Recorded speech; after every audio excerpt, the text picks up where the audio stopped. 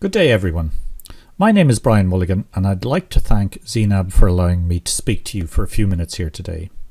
I'd like to talk to you about a project we are working on encouraging anyone who is interested in developing their own free online courses. It may be easier and cheaper to do than you might think. We believe that this low-cost approach is relevant to the whole world, but this article on Zeinab's work indicates what we already suspected, that MOOCs may be even more important in developing countries.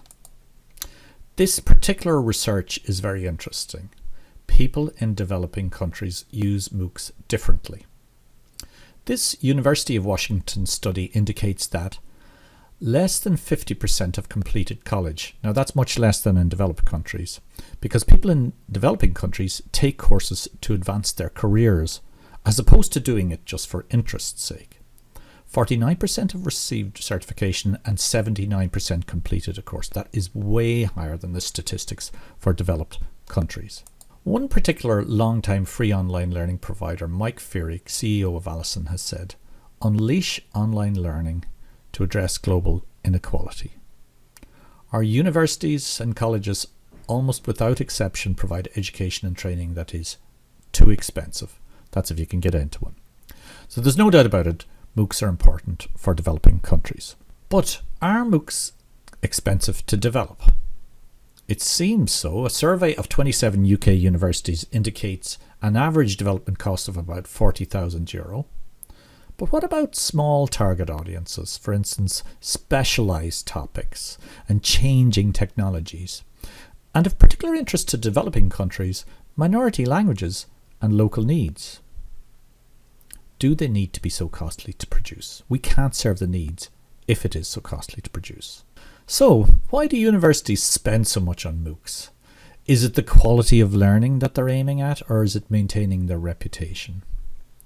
I'm sure many of you will agree that the reputation is a big issue for them. So, can we achieve a similar quality of learning when spending much less? I have a question for you here. Is the XMOOC, or the transmissive lecturing style used in many MOOCs, sophisticated? No, it's not very sophisticated, but it works. People do learn and are very satisfied from what they get from these MOOCs. Another question. If an online course is good enough for 30 students, is it good enough for 3,000 students? Anyone recognize this image? It's from a Khan Academy video. Very amateur, but very popular, showing that you don't need high production values to make effective learning videos. This is how we do paid online courses here in Sligo. We would give 12 weekly 1-hour live online lectures. We would point them to additional readings and recordings, possibly free on the web. We might give them weekly quizzes. We would give them support from the tutor and their peers, their classmates, via the discussion forum. And they might have 2 or 3 assignments during the semester. And then it would finish with a final examination. Now that's not too difficult or time consuming to do once you know how. So what if we were to let lots of people enter these courses for free? Well, we'd have to rely less on the tutor support and more on peer support. Research seems to indicate that we should replace the longer lectures with short recordings. Now that's not too difficult. It's just like doing this recording here. The tutors wouldn't be able to grade and give feedback on all the assignments, but peer assessment seems to work quite well. And of course, if they wanted a certificate, they might have to take a supervised online exam, for there might be some reasonable payment. So this gives an idea of how easy it might be to build a free course. So now I want to get you interested in our free course, and it's called Making MOOCs in a Budget, that has just recently started. Don't worry, you can still join it if you're interested. Just go to moocsforall.eu and read more about it and get the instructions to register. The next few slides will give you an idea of the issues we'll be covering. We'll be looking at content for your MOOC. We'll be covering creating and sourcing content. We'll be suggesting principles to guide MOOC builders and techniques for creating video content, as well as the tools you might use.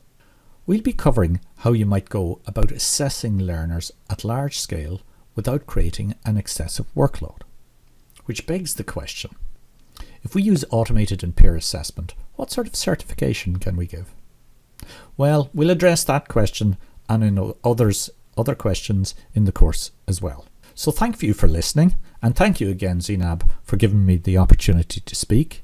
If you are interested, why not have a look at our website and consider signing up for the course, even if it is just to see what we're doing.